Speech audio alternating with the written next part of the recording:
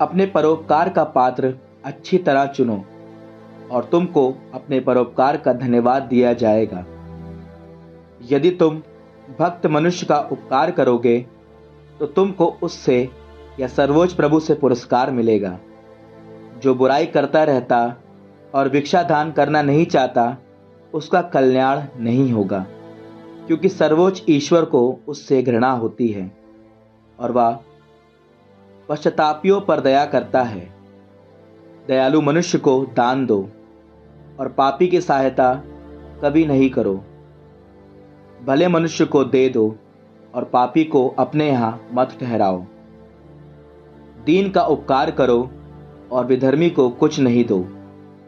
उसे हथियार मत दो, कहीं ऐसा ना हो कि उनके बल पर वह तुम पर हावी हो जाए, क्योंकि तुम उसका जो उपकार करोगे उससे दुगनी बुराई तुमको भोगनी पड़ेगी। सर्वोच्च प्रभु को पापियों से घृणा है और वह दुष्टों को उचित दंड देता है। सुख के दिनों में मित्र की पहचान नहीं होती और दुख के दिनों में शत्रु छिपा नहीं रहता। सुख के दिनों में मनुष्य के शत्रु भी उसके मित्र बनते हैं और दुख के दिनों में उसके मित्र अलग हो जाते हैं। अपने शत्रु पर कभी विश्वास मत करो। उसकी दुष्टता धातु पर जंग की तरह प्रकट होती है। यदि वह नम्र बनकर तुम्हारे सामने झुक जाए तो सतर्क होकर उससे सावधान रहो और उस मनुष्य के समान बनो जिसने दर्पण साफ किया। किंतु जो जानता है कि उस पर फिर जंग जम जाएगा, उसे अपने पास खड़ा ना होने दो। कहीं ऐसा ना हो कि वह तुमको गिरा दे और तुम्हारा स्थान ले ले। उसे अपने दाहिने ना बैठने दो। कहीं ऐसा ना हो कि वह तुम्हारे आसन पर बैठ जाए और तुम अंत में समझो कि मैंने ठीक ही कहा और तुमको मेरी चेतावनी याद कर दुख हो।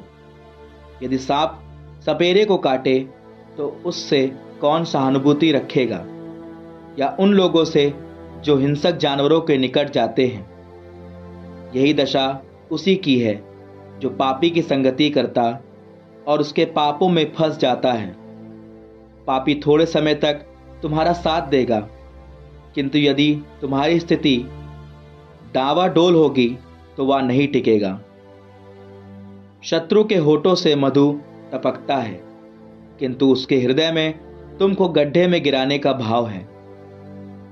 भले ही उसकी आंखों से आंसू निकलते हों, अवसर मिलने पर वह रक्त बहाने में भी नहीं हिचकेगा। यदि तुम पर विपत्ति आ पड़ी तो उसे अपने पास पाओगे। वह सहायता देने के बहाने तुमको लंगी मारेगा। वह सिर हिलाएगा, ताली बजाएगा और सीटी बजाते हुए अपना असली रूप प्रकट करेगा।